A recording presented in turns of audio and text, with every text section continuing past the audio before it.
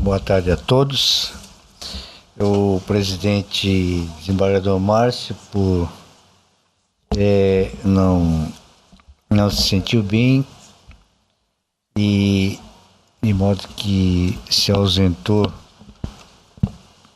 por não estar passando bem, ele sentiu mal, né? Por isso que nós estamos aqui em substituição. Ah, tá com o senhor também. Ah, tá. Não tá vendo? Aonde? Bem, inicialmente submeto a apreciação da ata da nossa última sessão. Se tem alguma retificação, alguma observação a ser feita.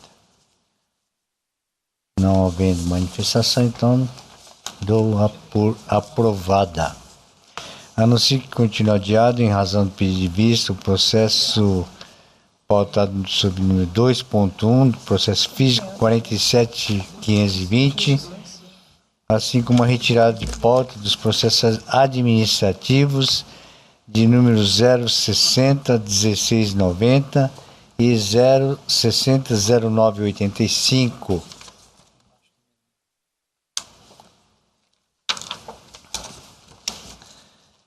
Eu anuncio o julgamento do processo pautado sobre físico 2.2, processo 28.287.89, que é a prestação de contas do Partido Socialismo e Liberdade, PSOL, eleições de 2016, requerente diretório regional do Partido Socialismo e Liberdade, PSOL de Mato Grosso,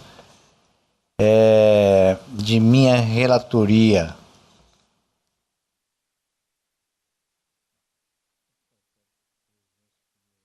Isso.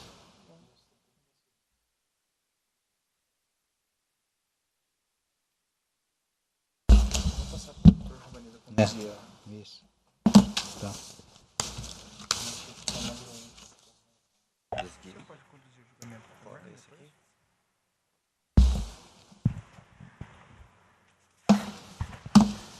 Chama julgamento processo item 2.2 da pauta, processo número 28.789, prestação de contas, partido político, Partido Socialismo e Liberdade, PSOL. Relator desembargador Pedro Sakamoto com a palavra.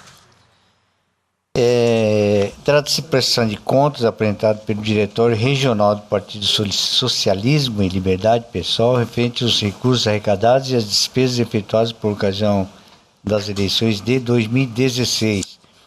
O relatório preliminar emitido pela Coordenadoria de Controle Interno e Auditoria apontou inconsistências nas contas em apreciação, solicitando do órgão partidário, assim mencionado, sua complementação com os esclarecimentos necessários.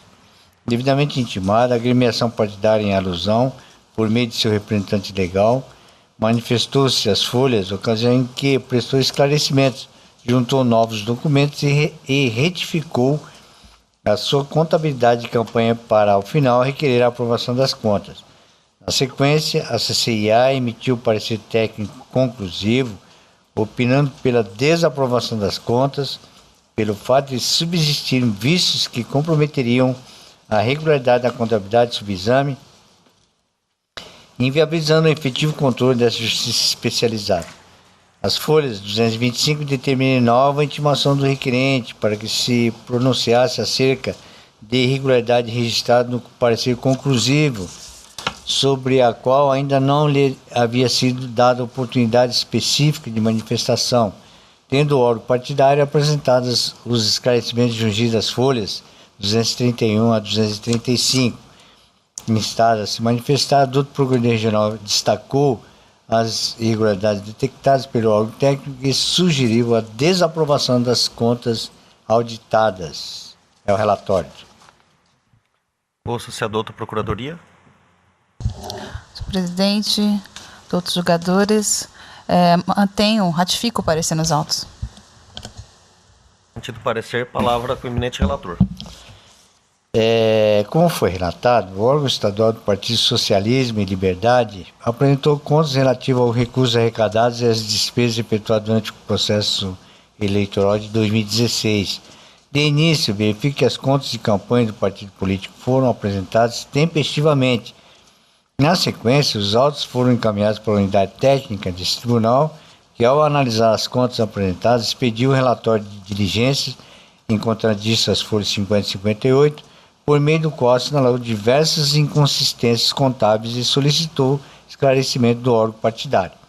Assim, o requerente retificou a sua prestação, manifestou-se quanto aos pontos controvertidos e juntou documentos, tendo feito e retornado a análise técnica, que em parecer conclusivo, registrou a consistência, melhor, a subsistência de algumas irregularidades, identificou a presença de uma nova inconsistência e, desde logo, opinou pela desaprovação das contas apresentadas.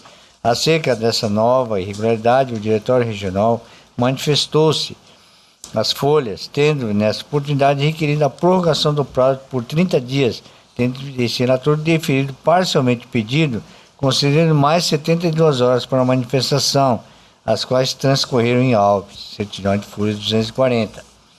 Em sequência, a doutora Procuradora Regional Eleitoral opinou pela desaprovação das contas prestadas pela agremiação requerente.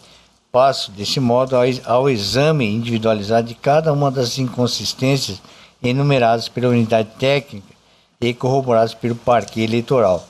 Primeiro, a ausência de informações quanto a recursos utilizados para a quitação de algumas despesas registradas pelo prestador. Descumprimento do disposto no artigo 48, inciso 1, a linha G da Resolução 23463 de 2015 do TSE. Após a realização de diligência, a Seção de Análise e Auditoria das Contas Eleitorais, da Coordenadoria de Controle Interno da Auditoria, consignou a subsistência das seguintes impropriedades, folha 185. Primeiro, referente às notas fiscais 3133, 3151 e 3152, 3180, não foram localizados no extrato bancário apresentado todos os valores de R$ 3.120 a gráfica Milênio Limitada. 2. Não foi localizado no extrato bancário o pagamento referente à nota fiscal 6648, no valor de R$ 344,48 emitida pela Grafite Comércio e Representações Limitada. Logo, não há informações sobre como foram quitadas as despesas mencionadas acima, tendo em vista a não localização de seus pagamentos no estado bancário apresentado, fecha aspas, prossigo. Por sua vez, o requerente alega que os pagamentos de notas fiscais enumerados no item 1, acima, consta dos extratos apresentados, estando registrados, aspas, 4 pagamentos dos valores de R$ 3.137, nas datas de 19/8/2016, 25/8/2016, 25/8/2016 e 2/9/2016, em que referidos valores foram registrados pelo Banco do Brasil como 243 cheque avulso entre agências, porém, conforme devidamente registrado no relatório de despesas efetuadas, gerado pelo SPCE, trata-se de TEDs, resultado da soma do valor de R$ 3.120 das notas fiscais com valor de R$ 17 de tarifas bancárias, resultando no valor de R$ 3.137. Nesse ponto, entendo que merece guarida a alegação do prestador de contas. De fato, é comum na praxe bancária que o operador de caixa lance apenas um movimento no extrato, embutindo-lhe o valor da tarifa. Ademais, tais lançamentos constantes do extrato não guardam relação com nenhuma outra despesa informada nos autos e constam em datas compatíveis com as notas fiscais apresentadas, restando, pois, superadas as inconsistências. Quanto ao que descrito pelo órgão técnico no item 2, o prestador de contas sugeriu que o pagamento referente às nota fiscal 6648, no valor de R$ 344,48, emitida pela Grafite Comércio e Representações Limitada, consta no extrato bancário apresentado, folhas 81 a 85, no valor de R$ 384,48, na data de 25/8/2016, devido a um erro de digitação, folhas 232. De fato, os valores são muito parecidos e a data de pagamento e de emissão da nota é a mesma. Contudo, não se observa evidente erro de digitação no extrato bancário ou mesmo na nota fiscal, não se desincumbindo o requerente de produzir a necessária prova no sentido de sua afirmação. Persiste, portanto, essa irregularidade que isoladamente representa tão somente 0,1% da contabilidade partidária. 2. Identificação de transferências diretas efetuadas a outros prestadores de contas, mas não registradas na presente contabilidade. Foram declaradas transferências diretas efetuadas a outros prestadores de contas, mas não registradas nas prestações de contas em exame, revelando indício de omissão de receitas, infringindo o disposto no artigo 48, inciso 1, a linha C da resolução 23463 de 2015 do TSE. Os registros omitidos identificados pelo órgão técnico deste tribunal são os seguintes. Eu enumero aqui uma infinidade de nomes e valores aqui, totalizando aqui, no total de quase 100 nomes e valores, que está aí à disposição, está no meu voto, para vossas excelências fazer posteriormente a conferência se for necessário. Prossigo. No que se refere a essa irregularidade, o requerente informa que, de fato, transferiu aos beneficiários acima a utilização do imóvel, seção da sede do partido, acrescido de gastos com IPTU, energia elétrica, limpeza, etc., e serviço de transporte, aluguel de veículos, combustíveis e motoristas. Entretanto, ao arrepio da legislação de regência, tais recursos não foram devidamente arrecadados pelo órgão partidário, seja por meio de receita financeira ou estimável, daí porque ausentes nesta prestação. Registro por oportuno que nem todas as despesas com veículos foram declaradas, tampouco foi corretamente individualizada a sua cessão, conforme informação prestada pelo próprio requerente. Violado, portanto, o elementar preceito do artigo 48, inciso 1, C, da resolução TSE 23463, 2015, que eu transcrevo e vou poupá-los da leitura. Registre-se, aliás, que o artigo 55 do mesmo diploma normativo reforça a necessidade de que, no caso de utilização da sede do partido, o gasto compartilhado com os candidatos beneficiários deve estar registrado na prestação de contas do pagador de despesa, com a seguinte redação. Aqui eu transcrevo o artigo 55 e também vou poupar da leitura. Assim, no caso em mesa, o requerente deixou de declarar o total de R$ 69.961,48, o que equivale a 21,96% do total de gastos realizados em campanha. Falha que, sem qualquer dúvida, contamina a legitimidade da contabilidade apresentada. Terceiro, identificação de inconsistências no confronto entre as transferências diretas registradas pelos beneficiários em suas respectivas prestações de contas, infringindo o disposto do artigo 41, inciso 1, a linha C ou G da resolução TSE 23463 de 2015. Conforme apurado pelo órgão de análise técnica, foram identificadas divergências entre as informações prestadas pelo requerente e pelos candidatos beneficiários das doações, conforme abaixo transcrito. Inciso A, dados constantes da prestação de conta e exame, que eu também relaciono aqui, 60 e... que é que Deus... Não.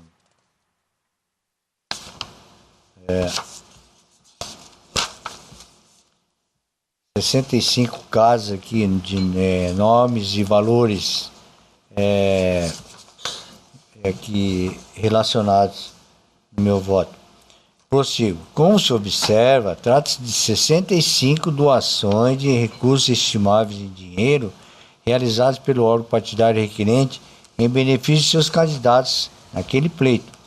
As divergências dizem respeito exclusivamente aos valores lançados pelos prestadores de contas, sendo que, como regra, limitam-se a alguns centavos, unidades ou dezenas de reais, Por sua vez, inexistem divergências quanto à numeração dos recibos, data das doações realizadas aos seus beneficiários. No caso, não resta qualquer dúvida de que tenha havido uma grave desorganização nas informações declaradas, decorrente, ao meu sentir, de cálculos dissonantes do rateio dos recursos estimáveis. Todavia, é de bom alvitre registrar que não houve tentativa de omissão das referidas transferências, o que seria mais grave e exigiria uma análise ainda mais minuciosa dos dados apresentados. Tem-se, portanto, a existência de irregularidade de natureza formal, que não compromete o interesse ou resultado da contabilidade apresentada, mesmo porque as fontes de financiamento de recursos estimáveis repassados pelo órgão partidário encontram-se devidamente identificados nestes autos. É o caso, portanto, nesse ponto, de imposição de ressalva às contas em exame. Em conclusão, não se pode olvidar que as ausências e as intercorreções nos registros de receitas e despesas na presente contabilidade implicam a impossibilidade do pleno exercício do controle realizado por essa justiça especializada, porquanto deixa de demonstrar a origem e o destino exato dado aos valores arrecadados e utilizados em afronta às disposições contidas na resolução TSE 23463 de 2015. Registro, por fim, que fica inviabilizada a aplicação dos princípios da razoabilidade e proporcionalidade, porque as inconsistências acima elencadas totalizam R$ 70.305,96, o que equivale a significativos 22,07% do total de recursos declarados, que foram de R$ 318.555,63, conforme extrato da prestação de contas final às folhas 119, importando destaque em parcela significativa dos valores movimentados pelo requerente. Logo, é imperioso afirmar que se trata de hipótese em que a desaprovação das contas é medida que se impõe, uma vez que, de modo contrário, estaria a Justiça Eleitoral a limitar a eficácia da norma legal aplicável ao caso concreto, que não elabora seguramente, que foi elaborado seguramente para conferir maior segurança à identificação melhor dos recursos utilizados em campanha. Diante exposto, em consonância com o parecer da doutora Procuradora Regional Eleitoral, julgo desaprovadas as contas de campanha do órgão estadual do Partido Socialismo e Liberdade relativas às eleições de 2016, tendo em vista a relativa gravidade das circunstâncias que ensejaram a desaprovação, fixo o prazo de 3 meses de suspensão do recebimento de contas do fundo partidário, conforme o parágrafo 5º do artigo 68 da resolução TSE 23463 de 2015, é como voto, senhor presidente. Doutor Ricardo. Doutora Vanessa. Com o relator. Relator. Doutor Bortolucci. Com o relator, senhor presidente. O Tribunal, por unanimidade, desaprovou as contas do Partido Socialismo e Liberdade referente às eleições de 2016 nos termos do voto do douto relator e em consonância com o parecer ministerial. Devolvo a presidência, desembargador.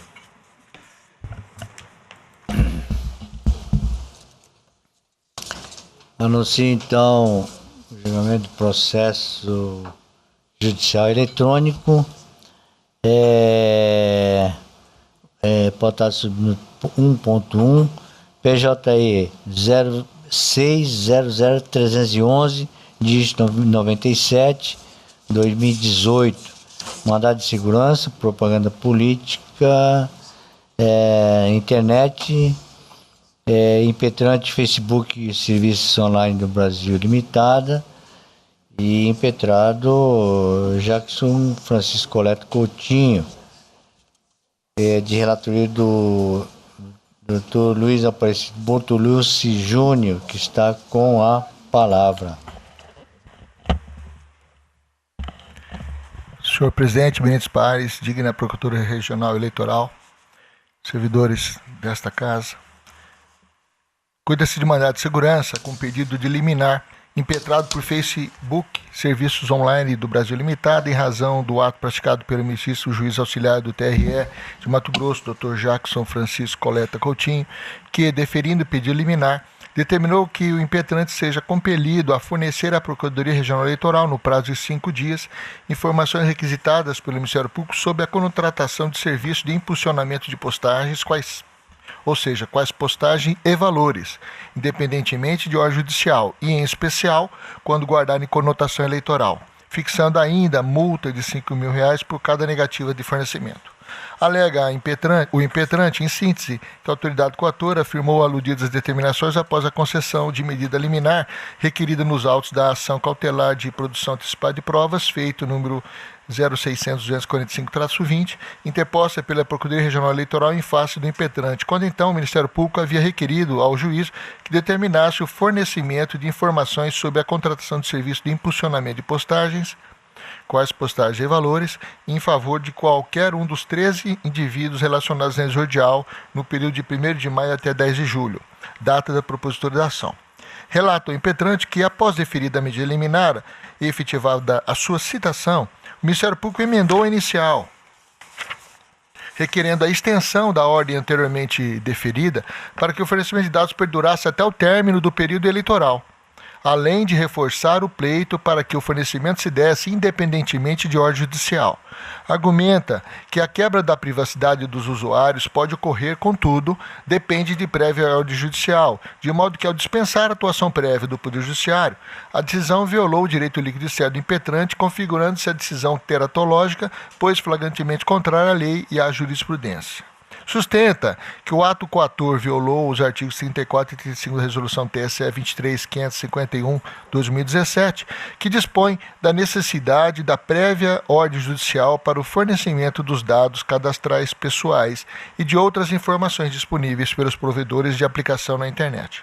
Verbera que, apesar de o artigo 10, parágrafo 3º do Marco Civil da Internet, Lei 12.695/2014, prescrever a possibilidade de fornecimento de informações às autoridades administrativas que detenham competência legal para a requisição, tais informes se limitam a dados cadastrais alusivos à qualificação pessoal, filiação e endereço de usuários, de modo que a aludida previsão legal exige regulamentação normativa, ou seja, é norma de eficácia contida. Ao final, pugna pelo conhecimento e provimento do presente right, a fim de que seja concedida a medida liminar altera pars, para que seja suspensa parcialmente a decisão proferida nos autos da ação cautelar número 600.245-20, para assim afastar determinação para que o impetrante seja compelido a fornecer à Procuradoria Regional Eleitoral, no prazo de 5 dias, informações requisitadas pelo Ministério Público sobre a contratação de serviços de impulsionamento de postagens, independentemente de ordem judicial, e em especial para guardarem conotação eleitoral. A penalidade imposta em caso de recusa, para o qual seja R$5.000 por negativa de acesso de informações sobre as contratações de serviços de impulsionamento de postagens. Com a petição inicial, junto à Procuração Judicial e cópia de documentos extraídos dos autos da ação cautelar. O pedido liminar foi deferido, determinando-se a suspensão até final julgamento deste mandado de segurança do seguinte excerto de decisão liminar, proferida em 30 de julho. Aí eu suspendi nesses dois tópicos apenas a decisão do eminente colega Dr. Jackson. Na decisão, consignou-se ainda que a concessão da liminar não prejudicava outras determinações constantes da decisão atacada, inclusive permanecendo em vigor a parte alusiva à aplicação de multa para o caso de descumprimento da primeira liminar, concedida em 16 de julho, na mencionada ação cautelar. As informações foram prestadas pela autoridade coatora. A Procuradora Regional Eleitoral manifestou-se pela denegação da segurança e, consequentemente, a cassação da decisão liminar. O impetrante peticionou rebatendo as informações juntadas e o parecer ministerial, requerendo a confirmação da medida liminar anteriormente deferida, com a consequente concessão da segurança. O impetrante, posteriormente, requeriu, por força do artigo 10 do CPC, a intimação da autoridade coatora e da Procuradoria Regional Eleitoral de Mato Grosso para manifestar-se em razão de novas informações apresentadas na petição ID 27465, no presente feito, surgidas após as informações da meritíssima autoridade coatora e da manifestação da Procuradoria. Tanto a autoridade coatora quanto a Procuradoria Regional Eleitoral se manifestaram oportunamente. É o relatório, senhor presidente. Colho, então, o parecer da doutora Procuradoria. Obrigada pela palavra, senhor presidente. Outros julgadores, quero trazer aqui um histórico sobre esse processo, especialmente em relação à ação cautelar, cujos efeitos da decisão de Sua Excelência Dr. Jackson Coutinho foram suspensos nessa decisão do mandado de segurança aqui em apreço. Nessa ação cautelar, inicialmente, visava o Ministério Público ter acesso a algumas informações sobre impulsionamento. Inclusive, essa iniciativa surgiu de demandas de alguns candidatos que não estavam impulsionando e estavam numa situação de insegurança jurídica porque não sabiam se poderiam ou não, qual o gasto que poderia ser realizado. E naquela época, isso foi em meados de maio, junho, ainda não se tinha um posicionamento do Tribunal Superior Eleitoral. Vejamos, doutor Ulisses, que agora nós temos uma decisão do TSE sobre os gastos em pré-campanha, doutor Ricardo. E esses gastos foram expressamente permitidos pelo Tribunal Superior Eleitoral, desde que possa-se ter acesso a esses gastos, o valor deles, e se possa verificar se são exorbitantes, para analisar um futuro eventual abuso de poder econômico. E essa informação, portanto, é muito importante. Apesar de poder parecer a princípio que aqui é um mandado de segurança sobre uma questão apenas de requisição ou não pelo Ministério Público ou judicialmente de uma informação simples, mas aqui, em verdade, está em jogo o poder fiscalizatório, a prestação de contas de campanha, em momentos de pré-campanha, em que não se tem conta bancária, não se tem ainda um CNPJ de campanha e nós temos apenas uma decisão do TSE que permite o exercício de um soldado de reserva, que é a AIGE por abuso de poder econômico. Só que essa AIGE só vai ter sucesso se ela tiver as informações necessárias para analisar se o gasto exorbitou ou não o limite. E nós temos acompanhado também, na imprensa, com certeza, que muitas vezes a internet tem sido o principal veículo utilizado para a campanha, muito mais até que a TV. Hoje nós temos as redes sociais, o WhatsApp, o Telegram, outras formas de fazer a propaganda eleitoral. E os candidatos, muito atentos a esta realidade global que vivemos, estão cada vez mais impulsionando. Dito isso, então, acredito que demonstrei a importância do caso e também a proeminência dessa decisão que será aqui proferida, tendo em vista que não se tem conhecimento de nenhuma cautelar no mesmo sentido no Brasil. Então, a PRF foi até pioneira nesse sentido de se preocupar com esses gastos de impulsionamento e ajuizar essa cautelar. Naquele momento, tínhamos algumas notícias de impulsionamento, e eu quero também abrir aqui um tópico nessa minha sustentação para esclarecer como funciona o impulsionamento. O impulsionamento, ele é uma contratação de publicidade. Poderia ser uma contratação de publicidade via panfletos, via mala direta, mas é uma publicidade na internet. Essa é a única especificidade. É uma contratação de publicidade. Muito bem. Ao se fazer essa contratação, o contratante delimita o grupo que ele deseja atingir. Então, por exemplo, se ele é um candidato que tem pouco ou deseja aumentar a sua capilaridade no grupo feminino de Cuiabá, ele quer ter mais votos de mulheres em Cuiabá, ele vai dizer isso para o Facebook, ele vai dizer, olha, eu quero impulsionar para mulheres acima de 20 anos em Cuiabá e, no máximo, 1.000 impulsionamentos, porque ele paga pelo valor de impulsionamentos que ele contrata. Só receberá essa publicidade as pessoas que têm uma conta no Facebook dentro desse perfil. Então, se o doutor, por exemplo, tiver uma conta no Facebook e acessar a sua página regularmente, nunca receberá essa publicidade, porque é só aquele grupo.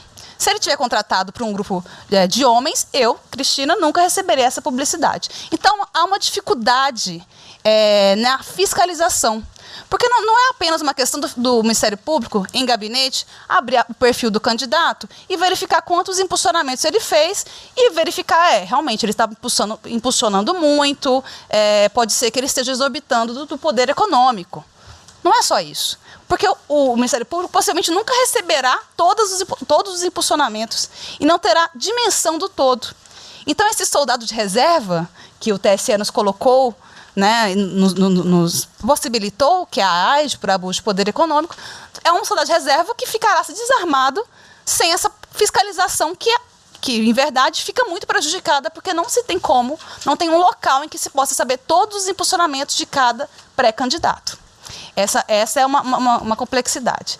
E o Facebook, ele alega, primeiro, que os dados de intimidade dos usuários estariam sendo violados com essa decisão de Sua Excelência, Dr. Jackson Coutinho, porque seriam dados protegidos por reservas de jurisdição.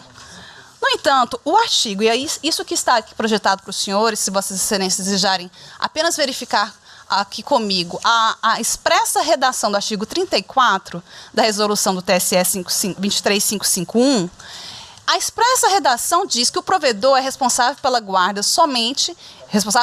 no caso do Facebook, somente será obrigado a disponibilizar os registros de acesso a aplicações de internet. E aí ele diz a forma com que isso vai acontecer, mediante a ordem judicial, na forma prevista pela lei tal. Então vejam que o Facebook só é obrigado a fornecer por ordem judicial são os registros de acesso a aplicações de internet. E aqui nós não estamos pedindo, não pedimos naquela cautelar, registros de acesso. Não estamos pedindo registros de acesso. Nós estamos pedindo dados contratuais de publicidade. Então, esse é o pedido do Ministério Público. E o Facebook, como pessoa jurídica de direito privado, ele tem que obedecer à legislação e atender às requisições do Ministério Público. Se fosse, por exemplo, um órgão público que atendesse à legalidade estrita, que só fosse obrigado a fazer o que a lei determina, ele poderia dizer, olha, a lei não me impõe essa obrigação, e se a lei não me impõe essa obrigação, eu não preciso atender.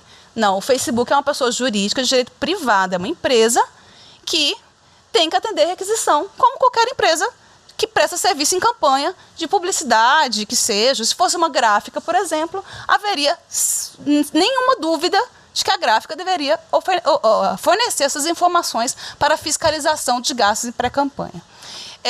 E ainda há uma gravidade que, como não há um local em que se possa verificar todos os impulsionamentos, então é preciso apontar uma determinada conta de um notório pré-candidato e aí sim solicitar fazer essa requisição judicial. E, então, inicialmente eu quero dizer que não há um direito líquido e certo de a preservação à intimidade, até porque o Facebook não pode preservar a intimidade de outras pessoas, ele tem que falar em nome próprio, ele não teria legitimidade para tanto.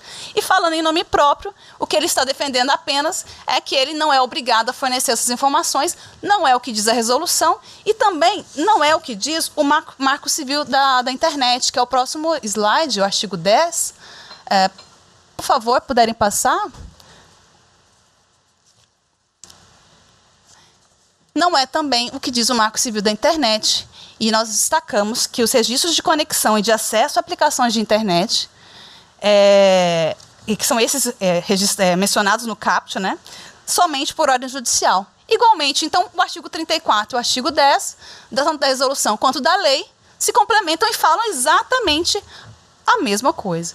Então, nesse sentido, o pedido da Procuradoria Regional Eleitoral é pela cassação da liminar e manutenção dessa decisão muito acertada do doutor magistrado auxiliar da propaganda, para que se mantenha essa obrigatoriedade e mesmo que agora podemos pensar que perdeu o objeto, ainda temos um segundo turno presidenciável e há, sim, o interesse de manutenção dessa decisão proferida. Obrigada, presidente. Então a palavra retorna ao doutor relator. Obrigado, senhor presidente. Como consignado, os senhores conseguirem acessar? Vamos lá.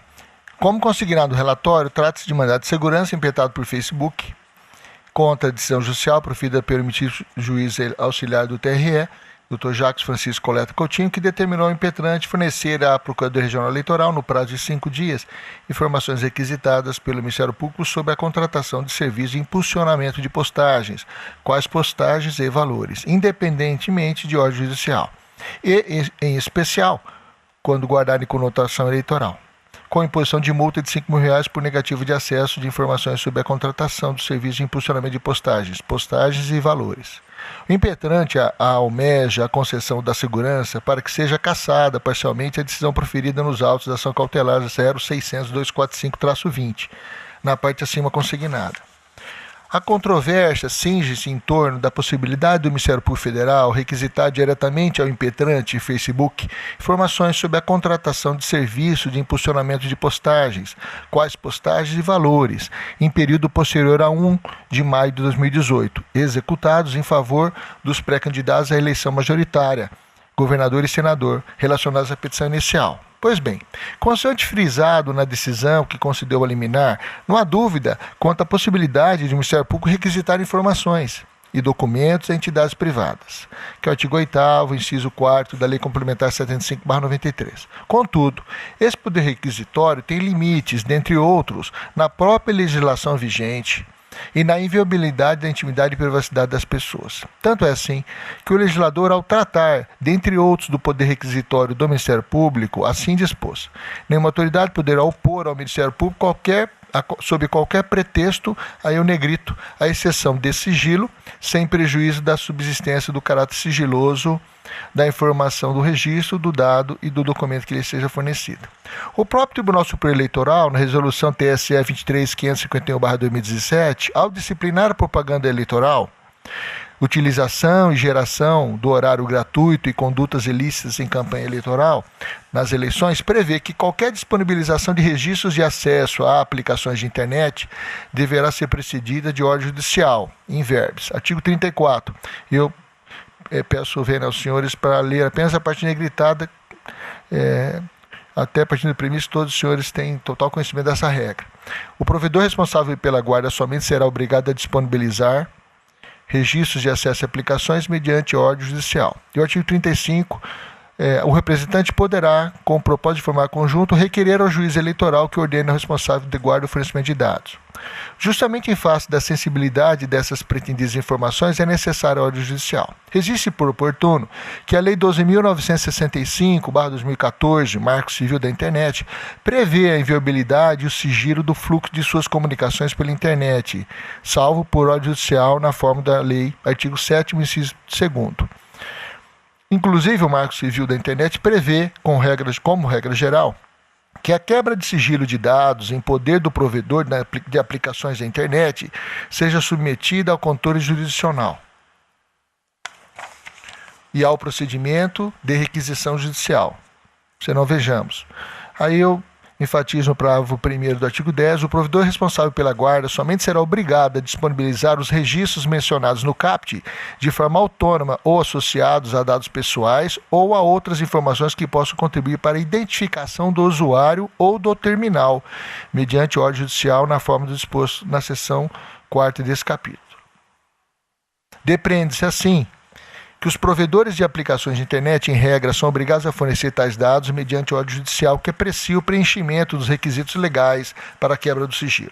Percebe-se, não obstante, que o parágrafo 3º do artigo 10 do Marco Civil da Internet, supracitado, apresenta exceção à regra geral, permitindo que as autoridades administrativas obtenham determinados dados mediante requisição direta, ou seja, independentemente de ordem judicial. É o que frisa o parágrafo 3º, o disposto no caput não impede o acesso aos dados cadastrais que informem qualificação pessoal, filiação e endereço, na forma da lei, pelas autoridades administrativas que detêm competência legal para sua requisição. Por sua vez, impõe-se delimitar exatamente a extensão e alcance dessa exceção, seja no que se refere a quais dados poderão ser obtidos pelas autoridades administrativas, seja no que diz respeito às hipóteses em que poderão ser requeridos e fornecidos pelos provedores sem violar direitos do usuário. Extrai-se do artigo 10, parágrafo 3º do Marco Civil da Internet, que a exceção é aplicável tão somente a dados que informem qualificação pessoal, filiação e endereço. A propósito, o Decreto 8.771/2016, ao regulamentar o Marco Civil da Internet, no capítulo 3º, que versa sobre a proteção de registros aos dados pessoais e às comunicações privadas, mais especificamente em seu artigo 11, que trata do procedimento legal de requisição de dados cadastrais pelas autoridades administrativas, a que se refere o artigo 10, parágrafo 3º e análise, estabeleceu que são considerados dados cadastrais a filiação, o endereço e a qualificação entendida como nome, prenome, estado civil e profissão do usuário. Se não vejamos, aí eu coloco em negrito o parágrafo 2º que especifica isso que eu acabei de descrever. Assim sendo, requisições de autoridades administrativas visando o fornecimento de dados que não se enquadrem no conceito de dados cadastrais previsto no artigo 10, parágrafo 3º do Marco Civil, combinado com o artigo 11, parágrafo 2º do Decreto 8.771/2016, extrapolam os limites da exceção e caracterizam abuso de poder. É o caso, por exemplo, de requisições que objetivem o fornecimento de telefone, e-mail, endereços de IP, internet protocolo, ainda que sejam dados coletados no momento do cadastro do serviço. A quebra de sigilo desses registros é submetida de forma absoluta e exclusiva ao controle jurisdicional, de forma que não podem ser objeto de requisições diretas pela via administrativa em nenhuma circunstância. Em suma, deve ser interpretada restritivamente a extensão dos poderes das autoridades administrativas para obterem dados sigilosos de usuários independentemente de controle jurisdicional, o que corrobora o direito líquido e certo dos provedores de aplicações de internet de não fornecer quaisquer dados de seus usuários em hipótese que extrapolem os limites do artigo 10, parágrafo 3º do Marco Civil da Internet. Dessa forma, no Brasil, a quebra de sigilo de quaisquer dados de usuários de rede mundial de computadores, em hipótese que extrapolem os limites do artigo 10, parágrafo 3º, é submetida de forma absoluta e exclusiva ao controle jurisdicional, de modo que não podem ser objeto de requisições diretas pela via administrativa em nenhuma circunstância. Em outras palavras, ao prever que o artigo 10, parágrafo 3º, que a exceção seria aplicável na forma da lei, o Marco Civil da Internet nada mais fez do que estabelecer que a obtenção desses dados pelas autoridades administrativas poderá ocorrer de forma direta apenas no âmbito das investigações regidas por leis que contenham tal previsão, de forma específica.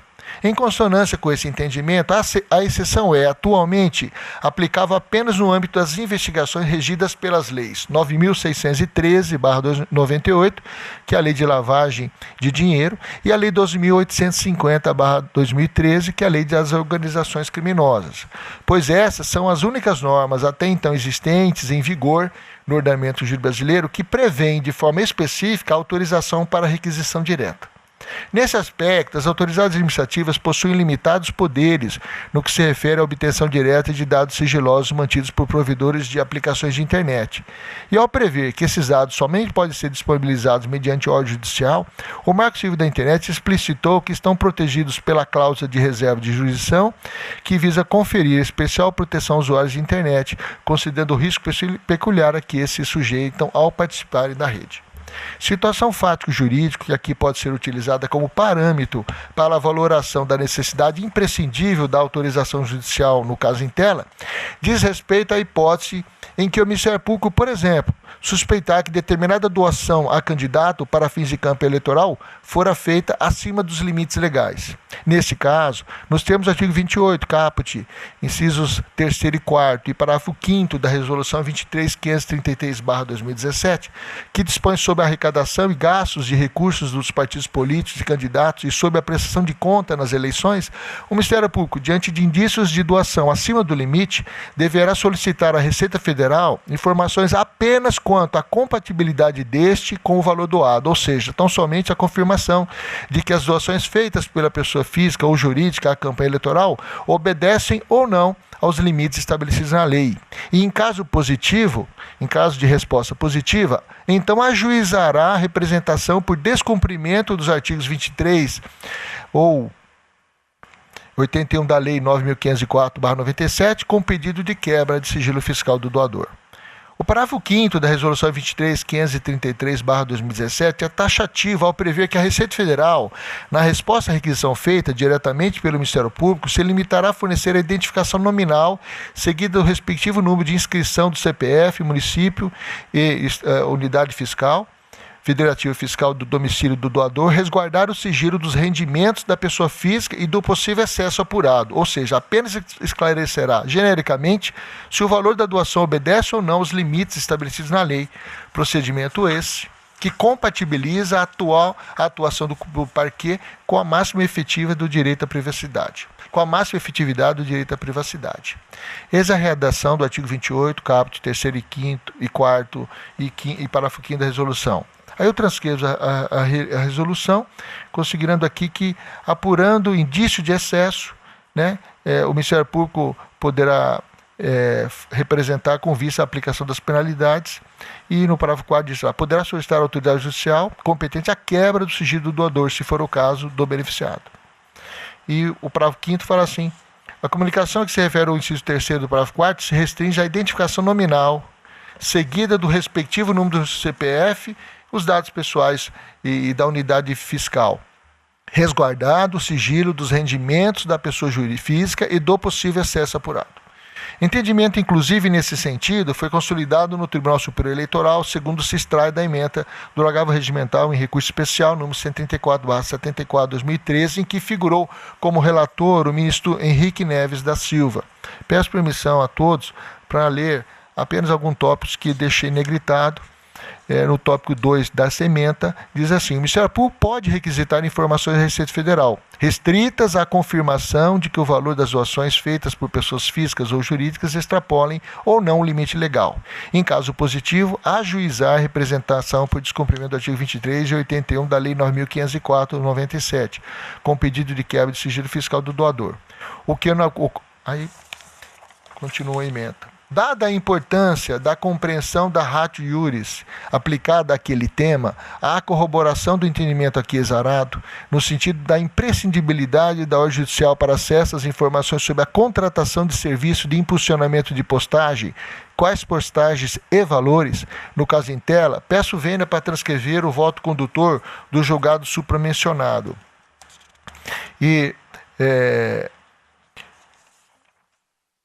E o farei pedindo vênia apenas a parte negritada.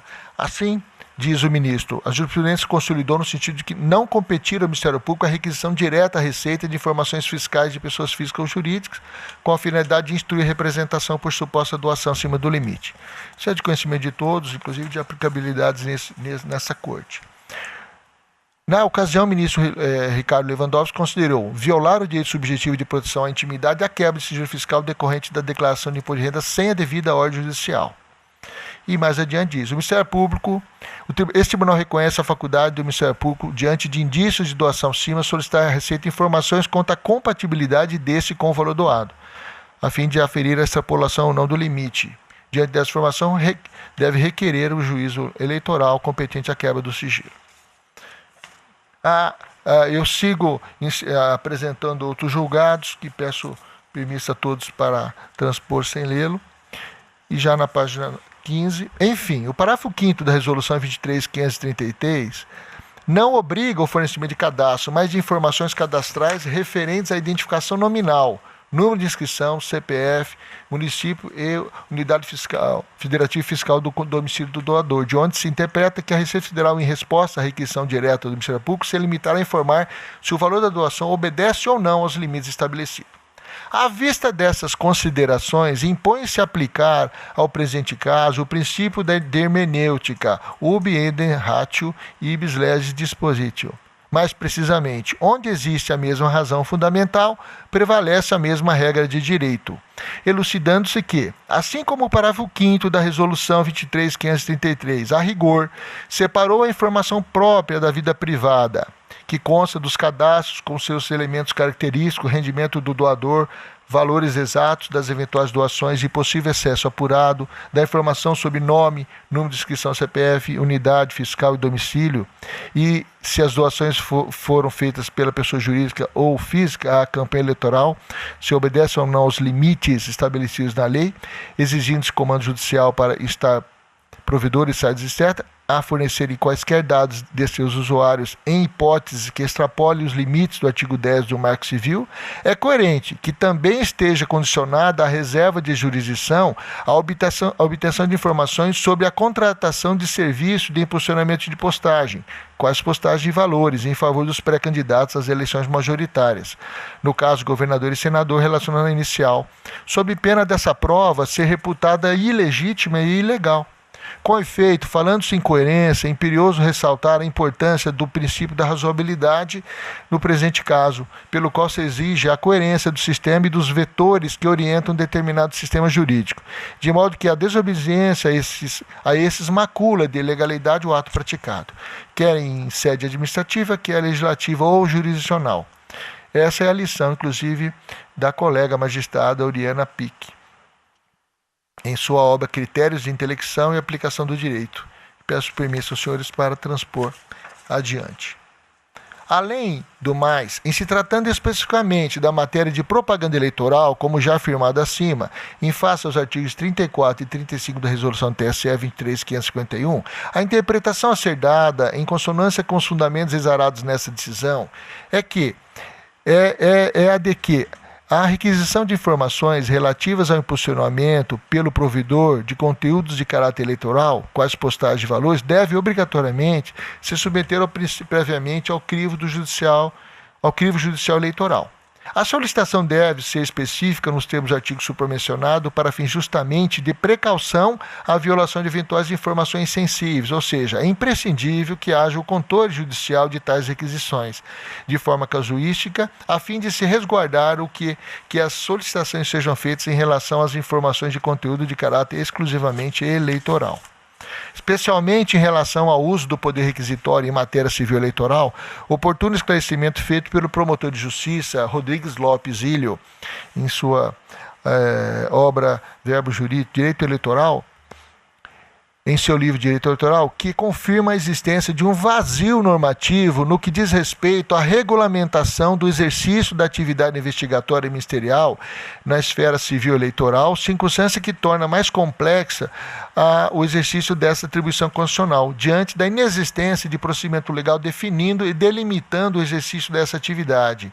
Se nós vejamos, aí coloca em negrito a parte que o autor, doutrinador, afirma o seguinte: não raras vezes torna-se imprescindível para o membro do Ministério Público, na busca de uma criteriosa apuração dos fatos, determinar a expedição de ofício, requisições, além de proceder ao oitivo de testemunhos. Mais adiante, contudo, existe um vácuo legislativo na regulamentação do exercício da atividade investigatória ministerial na esfera civil eleitoral, circunstância que torna mais complexo o exercício dessa atribuição constitucional. A existência de procedimento legal definindo e delimitando o exercício da atividade investigativa civil ou penal pelo Ministério Público é medida indispensável, servindo para conferir segurança para todos os envolvidos e uma desejável transparência aos atos colhidos extrajudicialmente.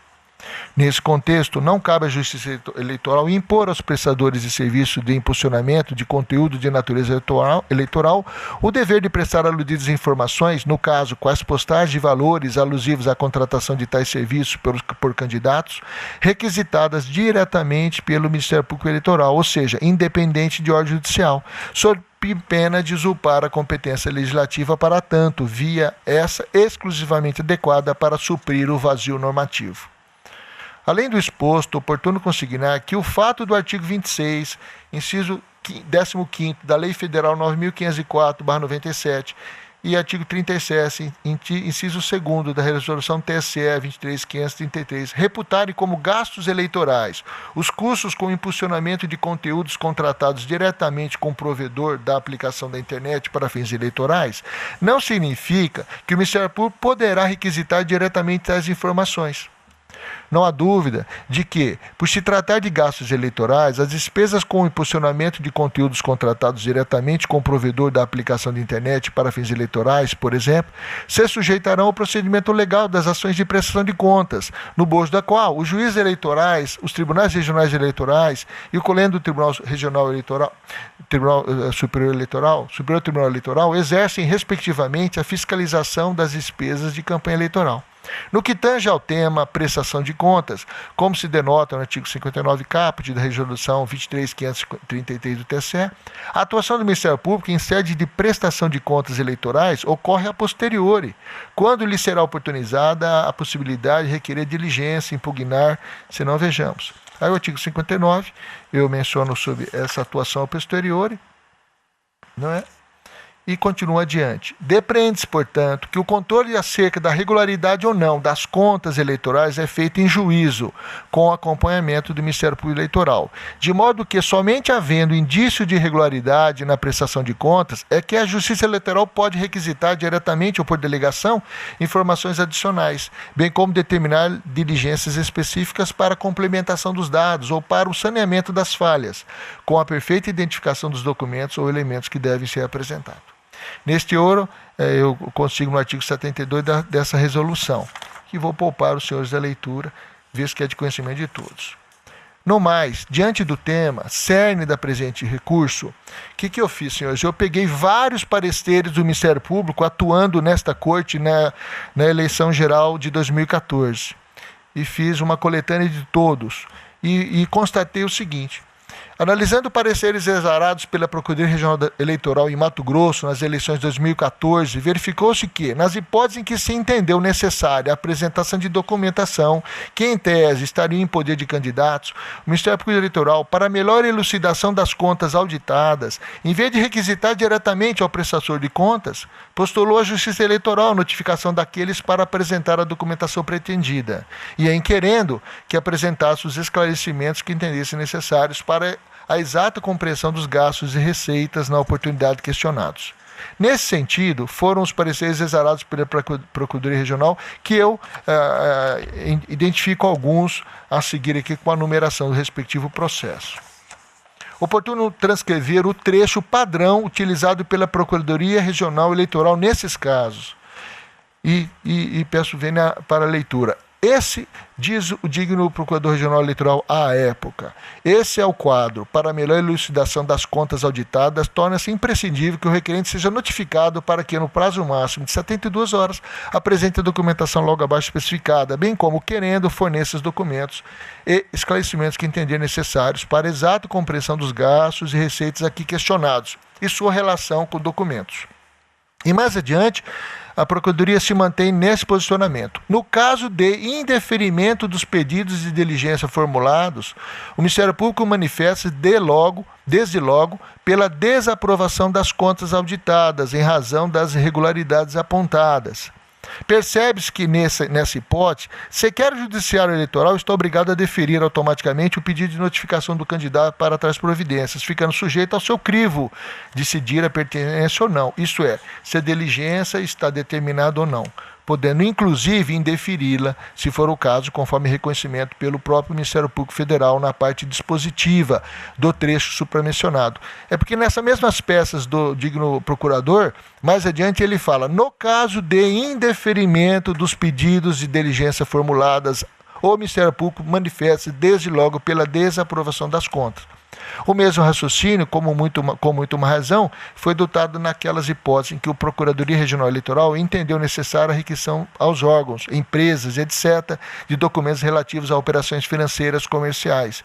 Informações essas que não digam respeito à solicitação de simples acesso a dados cadastrais, pois, requisitada essa providência, a Justiça Eleitoral decidirá sobre a pertinência ou não do pleito, podendo, se for o caso, igualmente indeferir.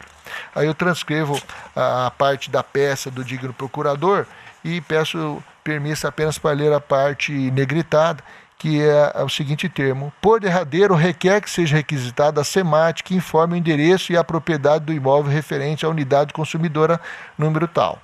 Mais adiante, requerendo a notificação do candidato para se manifestar e apresentar documentos acerca das irregularidades apontadas nos termos do parágrafo único do artigo 51. Né? E mais adiante, ele enfatiza: manifesta-se desde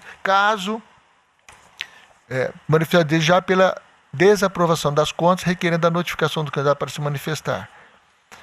E aí continua o parecer do Ministério Público. A manifestação do Ministério Público. Observe-se que a Procuradoria Regional Eleitoral não requisitou diretamente aos órgãos e empresas, até porque a prestação de conta é endereçada à Justiça Eleitoral, responsável exclusiva pelo julgamento sobre a regularidade ou não delas, e não ao Ministério Público.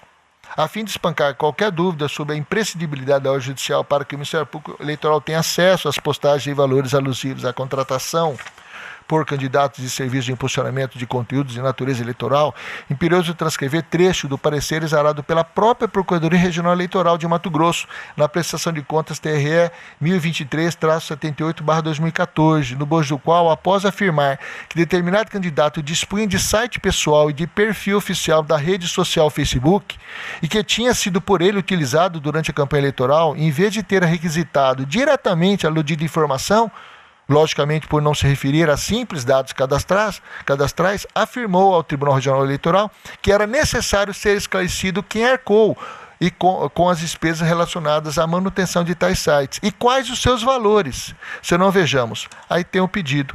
Apesar disso, verifica-se Inicialmente observa-se que o declarou gastos com criação e inclusão de páginas na internet, os quais, entretanto, referem-se tão somente ao monitoramento da marca na internet. Apesar disso, verifica-se que o candidato dispõe de site pessoal e de perfil oficial da rede social Facebook, os quais foram utilizados durante a campanha eleitoral.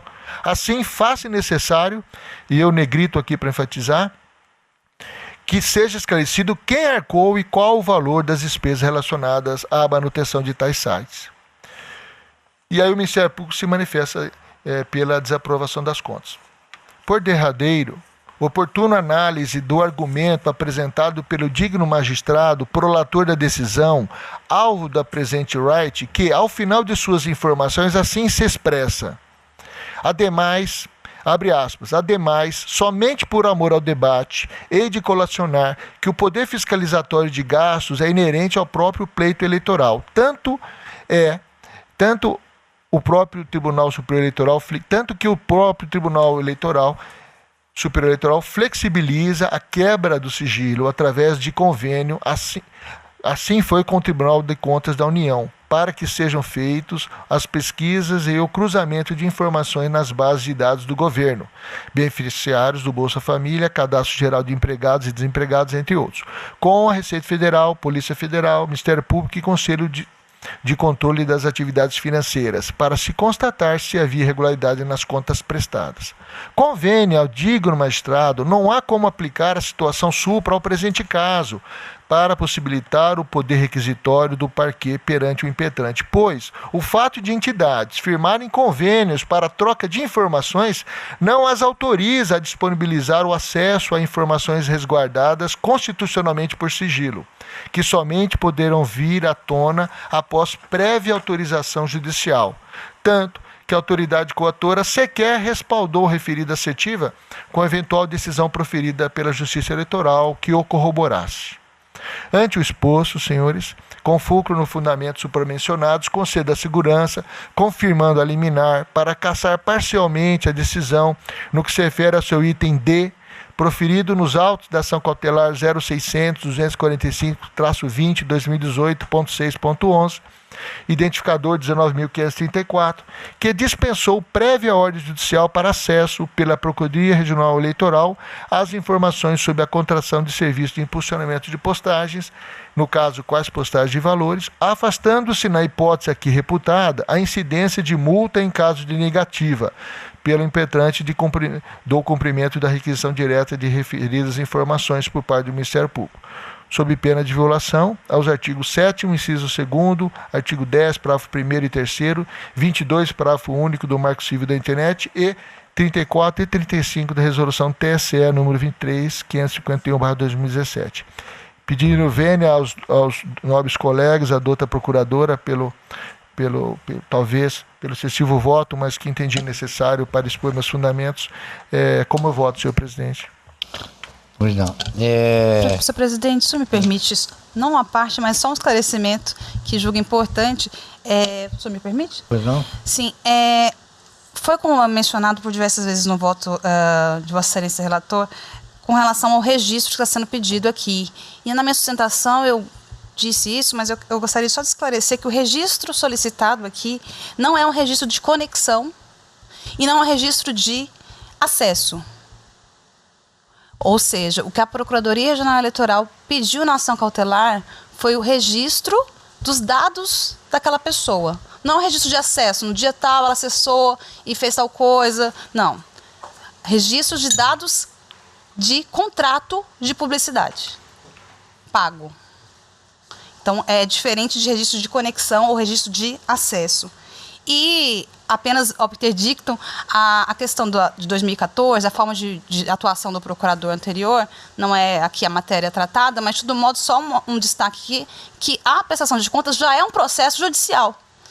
Então, não há que se falar em atuação extrajudicial se o processo já está judicializado. E, muitas vezes, mandar um ofício, a Procuradoria mandar um ofício vai atrasar o processo judicial, porque a informação até ser trazida, tem que renovar o ofício, e o processo já está judicializado. Então, não há nenhum ganho em se fazer extrajudicialmente. Situação totalmente diferente de 2018, que nós temos o impulsionamento, que é uma novidade, Gastos em pré-campanha, também uma novidade.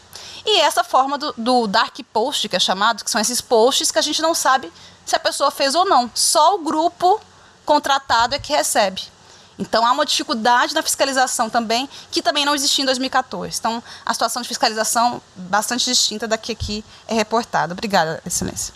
Senhor presidente, pedindo sua palavra, a despeito da digna promotora, combatente no caso, mas ela enfatiza que se limita a pedir dados cadastrais. Mas, na realidade, ela pleiteia, o que se pleiteia é a requisição de informações de contrato e valores. Isso, a meu ver, não são dados cadastrais do usuário. Daí a sequência do meu entendimento, né? É óbvio que eu enfatizei que os dados pessoais que estão possíveis, inclusive pela legislação, é possível, mas dados que vão além disso, no caso, sobre contratação e valores, eu entendo que é caso de ordem de prévia análise e ordem judicial, né? É o que eu tenho a dizer, senhor presidente. Pois não. Então, eu colho o voto do Dr. Ulisses Abanete dos Santos. Senhor presidente, inicialmente, o caso que aqui se trata, mandado de segurança contra uma decisão judicial que tem os seus limites, nós sabemos, estreitos, cabendo somente no caso de teratologia ou manifesta ilegalidade, né? Aqui há uma decisão de um juiz auxiliar desta corte que autoriza o Ministério Público, aliás, obriga o impetrante a fornecer determinadas informações, né, diretamente ao Ministério Público, desde que esse utilize do seu poder requisitório. De modo que não tenho dúvida de que nós podemos e devemos sim analisar na via do mandado de segurança se é o caso de teratologia ou de manifesta ilegalidade. Partindo dessa premissa, não há dúvida de que nós temos também que verificar se a decisão judicial proferida, ela e estritamente ela, se encontra com essas características que autorizam o manejo do mandado de segurança. Disse a autoridade coatora em sua decisão o seguinte. Disse o seguinte, Dr. Jackson Coutinho. Nesta toada, defiro o aditamento da inicial pleiteado nos termos do artigo 329, inciso 1 do CPC, determinando, e o item questionado diz o seguinte: a extensão da mesma decisão anteriormente referida, com o fim de que seja a parte requerida compelida a fornecer a esta Procuradoria Regional Eleitoral, no prazo de 5 dias, informações requisitadas pelo Ministério Público sobre a contratação de serviço de impulsionamento de postagens, quais postagens e valores, independente de ordem judicial, e, em especial, quando guardarem conotação eleitoral. Então, o que fez a autoridade coatora? Disse ao Facebook, você deve atender à requisição do Ministério Público, independente de ordem judicial, apresentando, quando requerido, contratação de serviços de impulsionamento de postagens, quais postagens e valores. O que nós precisamos responder aqui é se esta determinação ela é manifestamente ilegal ou não. Me parece, com a devida vênia do doutor relator, que pelo menos em relação à contratação do serviço de impulsionamento de postagens, incluído aí os seus valores, não me parece haver aqui qualquer manifesta ilegalidade. Pelo contrário, a Lei Orgânica do Ministério Público Nacional, ela é clara ao garantir à instituição as seguintes prerrogativas: requisitar informações e documentos a entidades privadas para instruir procedimentos ou processo em que oficie. Mas não só isso. Também é prerrogativa do Ministério Público requisitar informações, exames periciais e documentos de autoridades federais, estaduais e municipais, bem como dos órgãos e entidades da administração direta, indireta ou fundacional, de qualquer dos poderes da União, dos estados, do Distrito Federal e dos municípios. De modo que o poder requisitório do Ministério Público, isso não se nega. Mas nós sabemos que ele tem limites. E os limites estão descritos na Constituição e, evidentemente, nas leis do país. Com relação à internet, já foi amplamente abordado aqui no brilhante voto do relator, um voto que esmiuçou a matéria e que aprofundou no exame da causa. Aqui o Marco Civil da Internet, ele diz que as informações que são sigilosas e que demandam e que tem a reserva de jurisdição para a obrigação de seu fornecimento são os registros de conexão e de acesso a aplicações da internet. De modo que eu não vejo com a devida vênia que a decisão impetrada, no ponto em que determina a observância do poder requisitório quanto à informação de contratação de serviço de impulsionamento de postagens e seus valores, esteja acobertado por esse sigilo.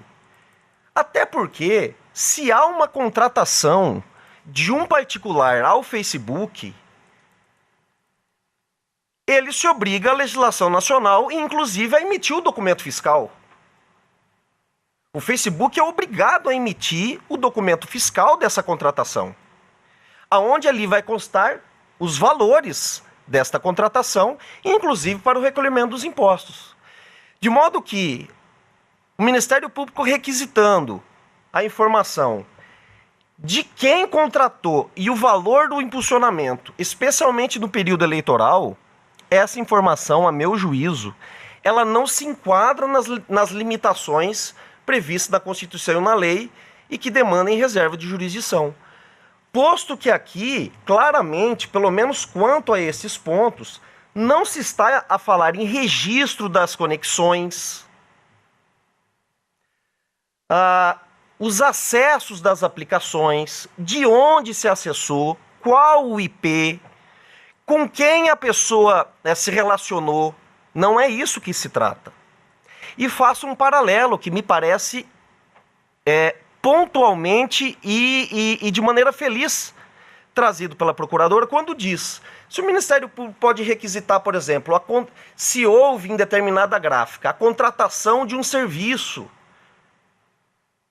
de, por exemplo, confecção de panfletos e os valores, qual a diferença de se requisitar se houve a contratação ou não de impulsionamento e os seus valores?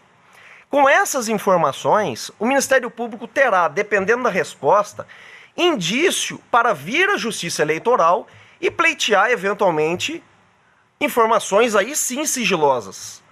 Como, por exemplo,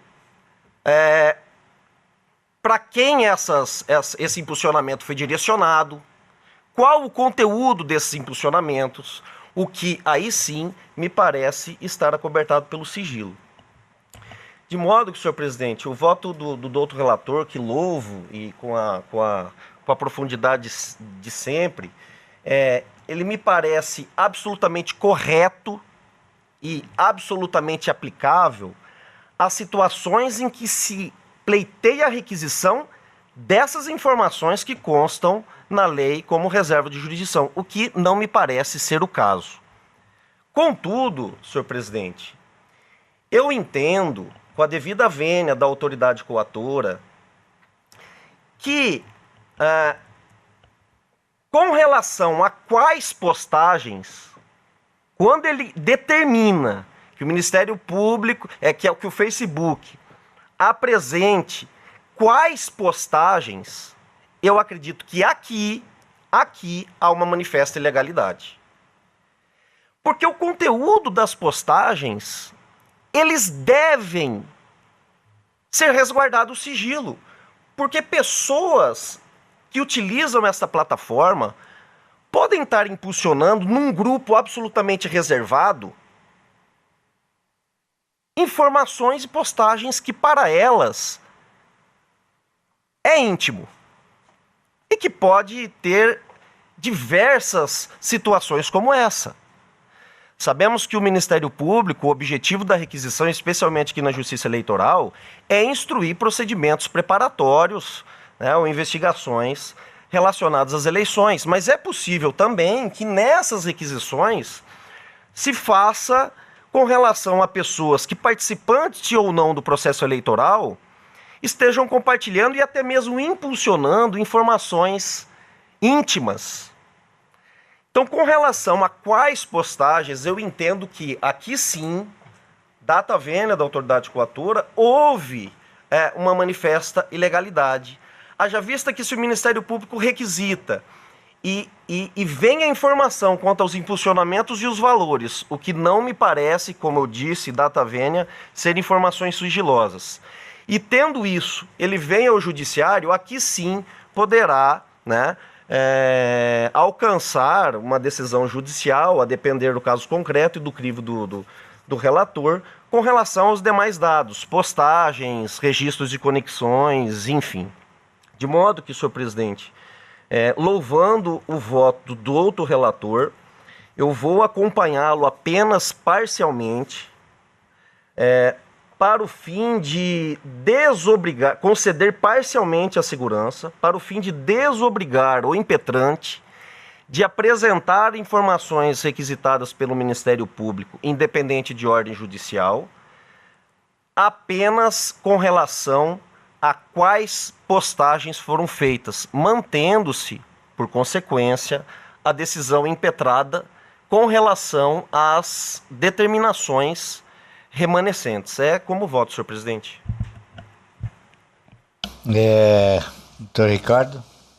Senhor presidente, eu confesso que tive a mesma sensação que foi aqui manifestada pelo doutor Ulisses Rabaneda, porque entendi, e aí pedindo todas as vênias ao eminente relator, que não se trata de quebra de sigilo de informações relativo à intimidade, a quebra de aspectos da intimidade, da personalidade, daquele que está se utilizando do serviço de internet, mas sim da figura que hoje não se pode negar do pré-candidato, que hoje não dá para negar, que é algo importante e novo no direito eleitoral. É só a gente imaginar o seguinte: a eleição se dá em 45 dias. Então quer dizer que aquilo que acontece no período antes das eleições não tem importância? Tem importância. Aquele que pretende se candidatar, ele precisa entender que a vida dele em relação a pleitear um cargo futuro, ainda que futuro, um cargo eleitoral, ele precisa se pautar dentro daquilo que as regras eleitorais estipulam. Portanto, a informação de contratação e valores no período pré-eleitoral é de extrema relevância para os eleitores e para aqueles que fiscalizam o processo eleitoral. Achei que foi muito feliz a posição do Dr. Ulisses Rabaneda quando glosa apenas a parte da decisão que diz respeito às postagens, porque aí sim há uma violação daquilo que efetivamente o pré-candidato postou, né, nas redes sociais. De modo, senhor presidente, que eu vou pedir vênia ao relator e vou acompanhar a divergência. Salvo engano, foi para conceder em parte, né, a segurança, né? Apenas para glosar o termo quais postagens da decisão atacada. Doutora Vanessa.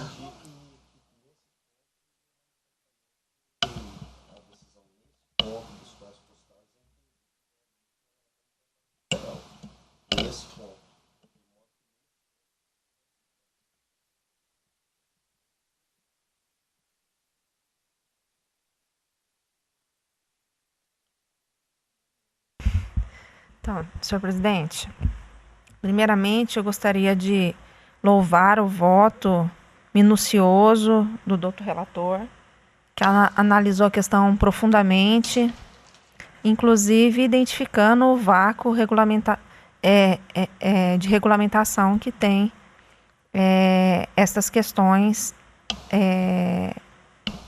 abordadas nesse mandado de segurança.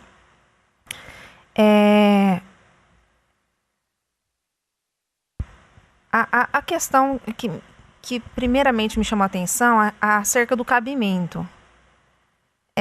Por se tratar de uma decisão liminar, poderia ser atacado por mandado de segurança, desde que a decisão fosse teratológica ou manifestamente ilegal. Ou seja, a decisão ela não é recorrível. Só nesses dois casos que seria a hipótese. Se há, penso eu, que se há essa discussão, se é manifestamente ilegal ou não, quer dizer, tem divergências, inclusive a respeito do mérito, né? Então, para mim, não seria manifestamente, então é caso de análise de cabimento. Né? Então eu levanto essa questão de ordem, lógico, passarei a enfrentamento. Me permitam uma parte nesse aspecto.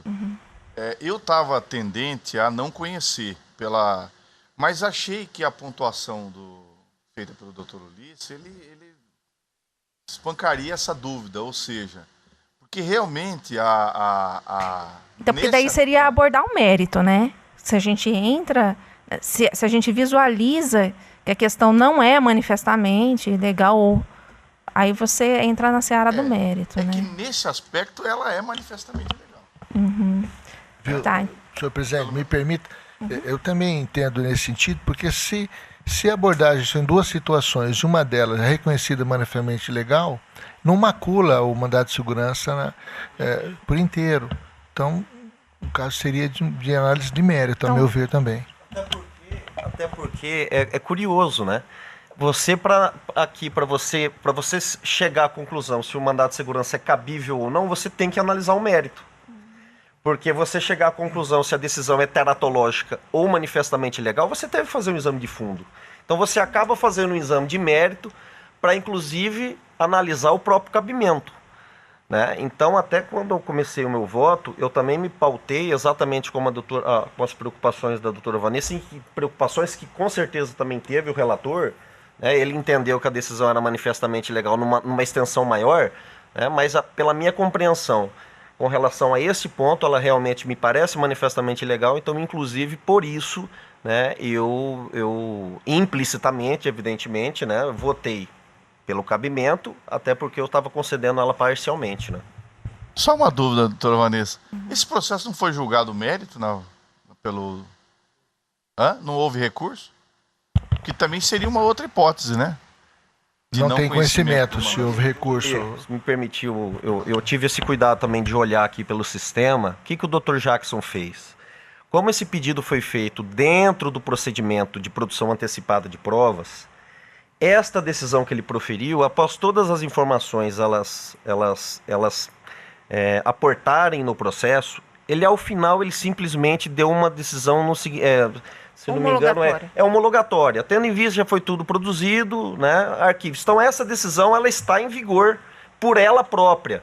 Não houve uma decisão final que a chancelasse ou não. Ele entendeu que ela por si só já era exauriente, né? Eu acredito que o procedimento de produção antecipada de provas, ele não tem, ele pela própria lei processual civil, ele diz que não cabe recurso, né? E nem defesa. Curioso, não comporta recurso e também não comporta defesa. E se pautando por isso, acredito que ele procedeu dessa forma.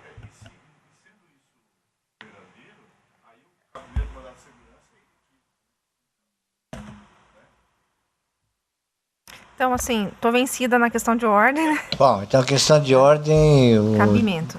O doutor Ramoneda rejeita, o doutor Ricardo também rejeita. E o relator também rejeita. Doutor também. Doutor Antônio Veloso também rejeita. Certo. Passando ao mérito agora. Tá. a questão foi muito bem abordada no voto, com relação também, entendo da mesma forma que o doutor Ulisses, a registros de acesso, né? Esse sigilo seria possível nos registros de acesso e na análise de conteúdo também, de fluxos de mensagem. Aqui, eu tenho só um ponto de divergência com relação a doutor Ulisses, porque qual seria a finalidade da proteção, né? Seria a intimidade, privacidade. Se a gente está falando aqui de um contrato de publicidade, onde a finalidade deste ato negocial é publicidade, eu não vejo que intimidade que a gente estaria preservando. Então, assim, a gente está falando aqui também de um provedor de conteúdos e não estamos falando de mensagens em círculo privado. Então, eu pontuo essa questão para entender que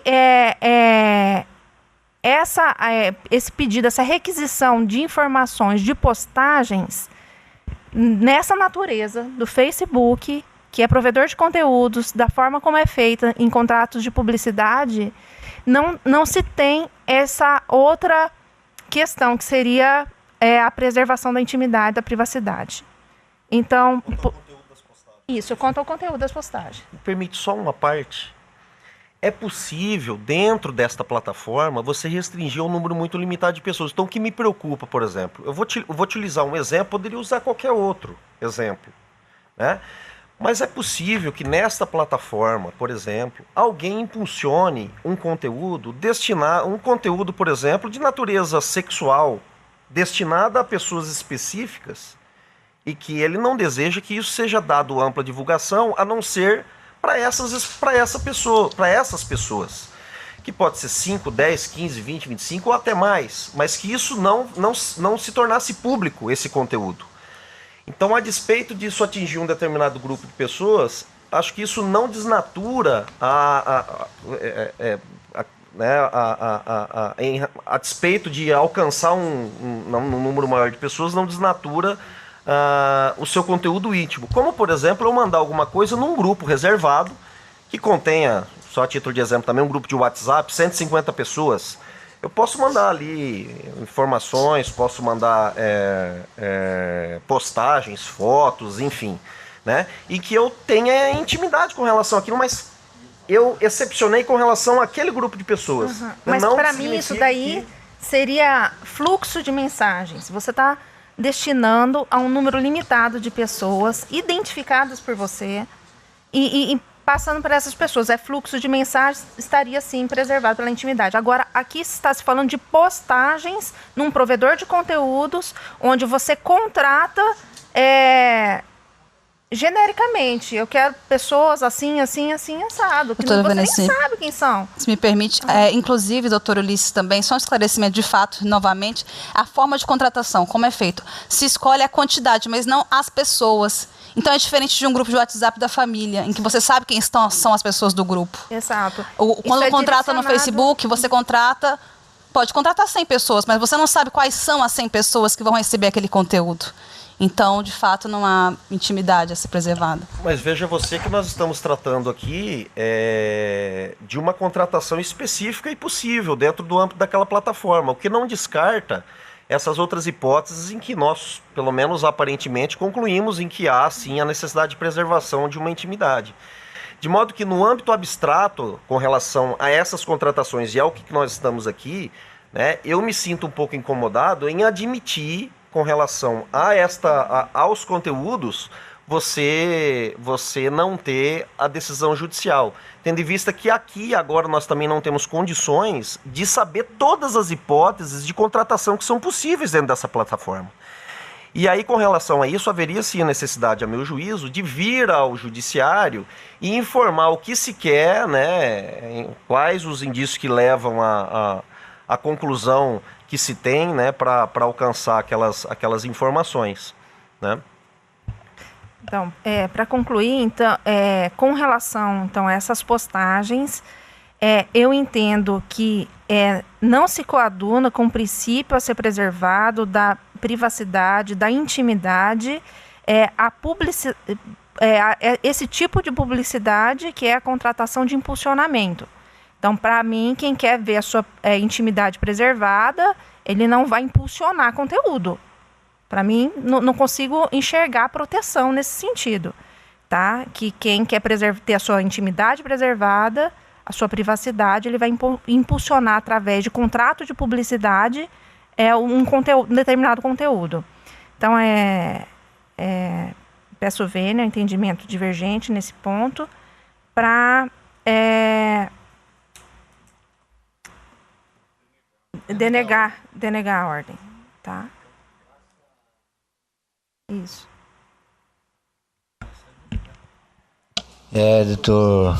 Doutor Veloso?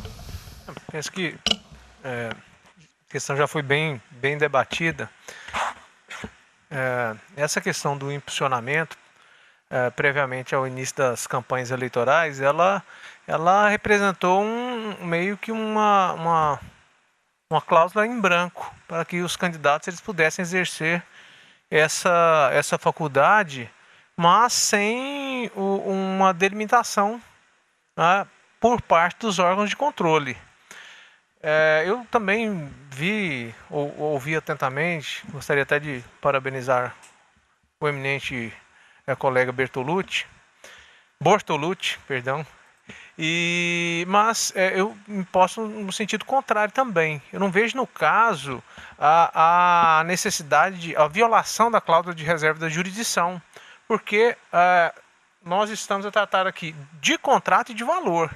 E não há como o Ministério Público ele exercer essa fiscalização prévia necessária, principalmente em se tratando de um momento no qual não há uma delimitação específica, há um vácuo nesse sentido. Não há como ele fazer esse controle, esses órgãos o Ministério Público realizar esse controle, se ele não tiver instrumentos aptos a fazer valer.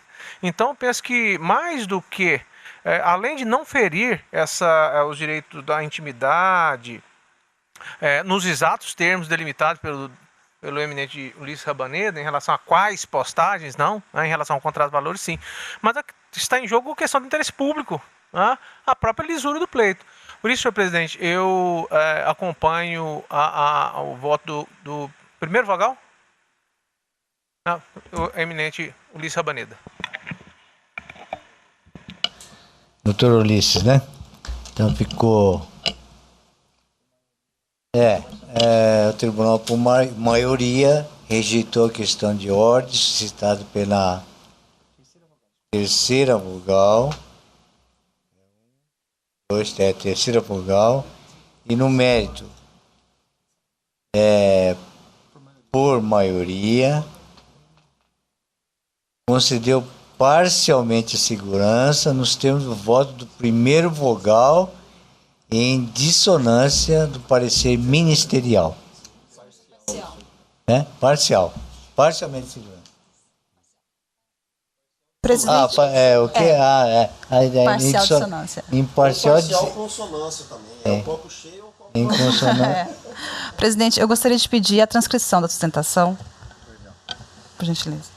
Transcrição que a doutora está pedindo. Nós temos o voto do primeiro vogal em consonância parcial com o parecer ministerial. Certo, doutora? Tá. Então, este é o resultado do nosso julgamento. E agora passaremos à leitura dos acórdons. Não tem? Então, não havendo então leitura de acórdão, sendo este o último processo, está então encerrada a presente sessão, agradecendo a todos, né, pela presença. Muito obrigado.